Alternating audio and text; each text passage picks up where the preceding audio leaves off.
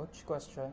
Your team was able to have double digits, 4 players in double digits scoring, and then sa Perpetual naman po only one made to 10 points po. How would you rate your defense and your offense knowing na yung team din po at the end of the game was able, Mapu was able to have 11 steals and 2 blocks din po?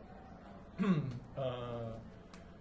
nga, after the maraming film session so nakita naman na yung pinakita namin sa kanila kung ito yung itsura natin pag di tayo dumipensa, kalaban natin, hindi na tayo nirespeto. Kailangan pakita nyo rin na kaya nyo makipagsabayan, nose to nose, hard nose defense, lahat, kung ano man ang pwede namin ibigay na contribute sa team.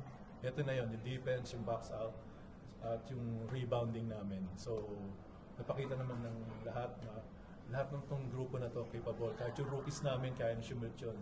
Pero syempre, ang pinakano dito, kasi yun yung willing i-sacrifice yung offense nila to their defense para ma-stop. At least, hindi naman ma-stop, ma-limit lang yung mga talagang markman sa kabilang team.